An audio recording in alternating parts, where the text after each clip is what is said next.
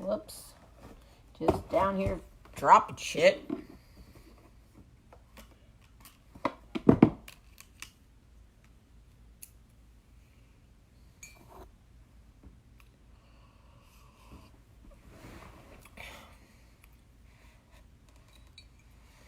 Hey lady, let me tell you I can. Good morning. Keep on rocking me, baby. Keep on rocking me, baby. Baby, baby, baby. Keep on rocking me, baby. Buenos días por la mañana. Qué bonita bandera, qué bonita bandera, qué bonita bandera, la bandera de Italia.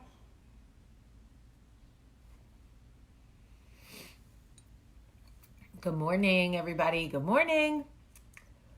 Good morning. Good morning. Nas. I just called my dog Nas. Now you know I love hip hop if I just called my dog Nas. His name is Knox. Nas. All I need is one mic. That is funny. Knox peed on my floor this morning. So Knox is in trouble. Nas is probably somewhere being fabulous. I went from Phoenix, Arizona, all the way to Tacoma, Philadelphia. What is happening? I don't know. In DR? Atlanta, LA, Northern California, where the girls are warm, so I could hear my sweet lady say, keep on rocking me, baby. Hey! Good morning, everybody. Good morning. Good morning. Good morning, everybody, and welcome to Coffee Talk. I am your host, Lita Ford. Is that her name? So happy to see everybody this morning. I've already cleaned up pee and got people ready for gymnastics camp and all kinds of things. And I wanted to talk to you guys about men. Now, typically when I talk about men, I talk about the D. Today, I'm not going to. Although, salute to the D. But that's not what we're talking about this morning. Yesterday, I shared with you all that my son was not comfortable sleeping at camp and wanted to come home. And I got so many messages of support from moms saying, great job, Mom. I would have done the same thing. Great job, Mom. Great job, Mom. Now, I expect a certain solidarity from moms. Maybe I'm naive, but I like to believe that when a mother has to make a heartbreaking decision, whether it's something she's done 1,000 times or something she's doing for the first time, that most moms will jump in some form of solidarity and be like, I see you, Mom. Good on ya. But what surprised me the most about yesterday was how many men took the time to privately message me or text me or even call me to say, you can't know how thankful I am that you went and picked your son up. When I was young, my parents forced me to do X, left me to do Y, and I never got over it.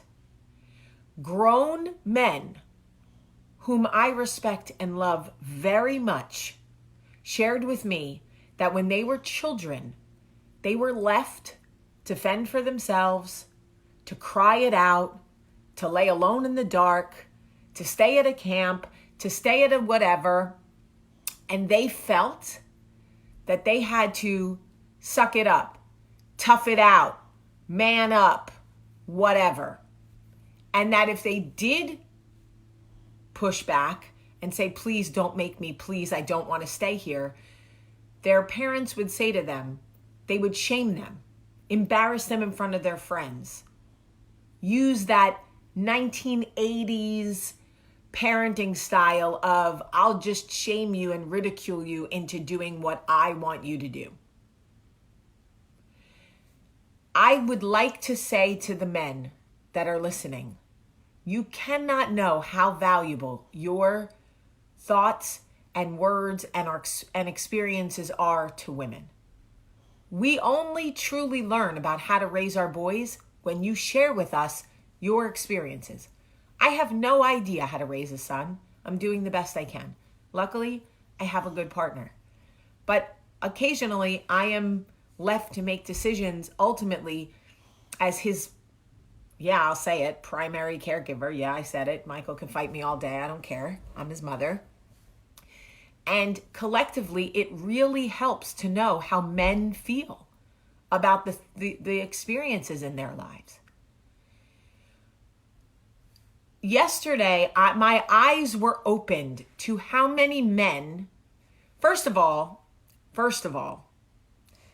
the notion that if a young man doesn't want to do something, doesn't want to stay at camp or go away or leave his parents, that he's a fruit or a God, what did I hear yesterday? Like soft, or he's whatever, like he's not manly, is not accurate. These are children. Children. My son is 10. He just turned double digits. He is 10. I don't need him to act like a man at 10. He can act like a man when he's a man. Right now, he's a little boy who feels better when he's under the same roof as his parents. But it's one thing to hear from women like, hey, mom, you did the right thing. It's another thing to hear from men and say to me, like, you need to know, when I was little, I was left at a camp and I begged my parents to come get me and they told me to tough it out. And I was so anxious and I made myself sick and I was so unhappy. Like, I don't want anybody that I love to ever feel like I have made the intentional decision to abandon them. There's no lesson in that. What am I teaching him? I'm teaching him, mommy's made the intentional decision to abandon you. You will get over it. Who gets over that? My mother, I called my mother yesterday, and Susan sometimes but I called my mom and I was talking to her about the situation, and she said, go pick up your son. When your sister Carolyn went to sleepaway camp, the two of you went together. You loved it. You ran off. You had the time of your life. Carolyn cried every single day for a week. She called home. She cried every single day. And I said to your father, I'm going to get that baby. She's miserable. And your father said, no, let her stick it out. She'll start to enjoy it. And my mother said, Jamie, camp is not a punishment. It is meant to be fun. If the children are miserable, who's having fun then? She said, I got in the car and I drove 4 hours to the Poconos and I picked up your sister. So I think that back in the day, back in like the 80s, that was our option, right? Like, it was a different time then. I'm glad my mom picked up my sister because my sister couldn't handle it. I actually remember that. They came and got me every day and said, your sister's crying. I remember being so resentful of Carolyn and thinking, can you stop crying so I can do arts and crafts? But she could not. And to this day, now this doesn't apply to everybody, but Carolyn is 46 and still prefers to be near my mother. She's just that kid who loves her mommy. I love my mommy too. I don't want to live by her, but I love her. Carolyn just...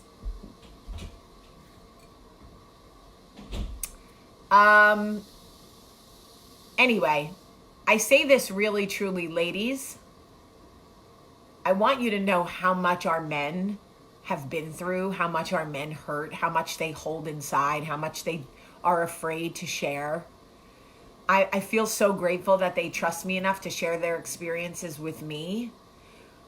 And I hope that they do with you. But I just want you to know, like, the messages that I got yesterday from men, like, it's so important that the men in our lives know how valuable their input is.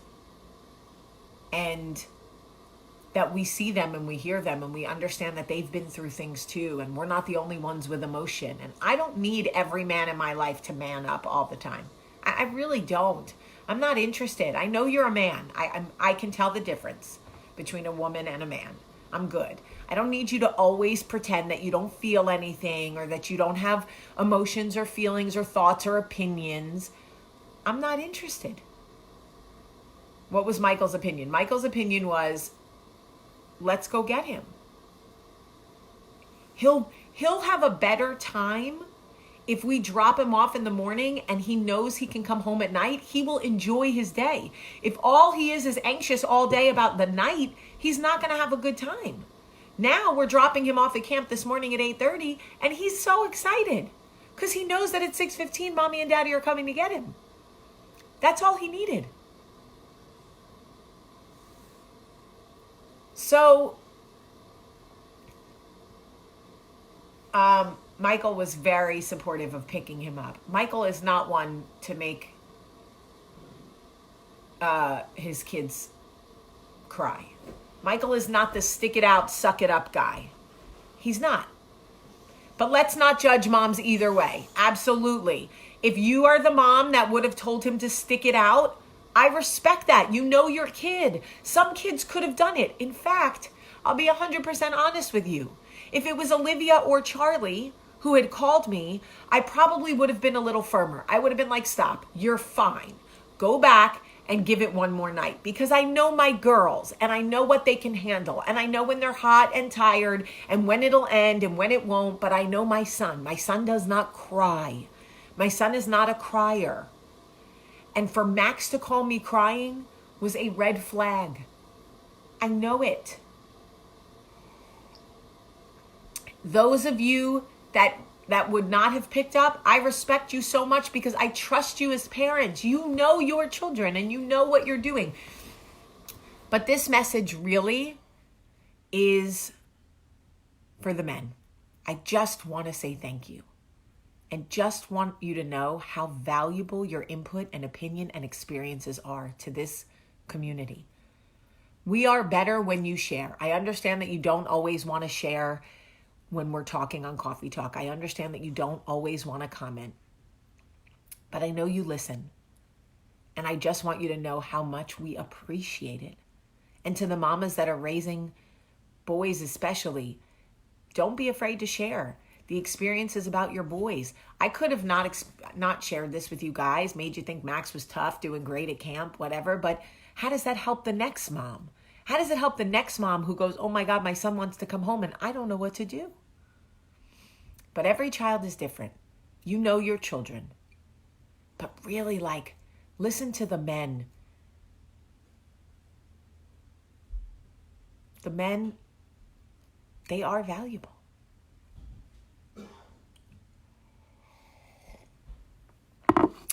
Anyway, okay.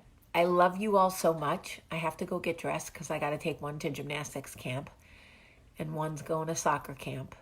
Olivia's doing great, having the time of her life.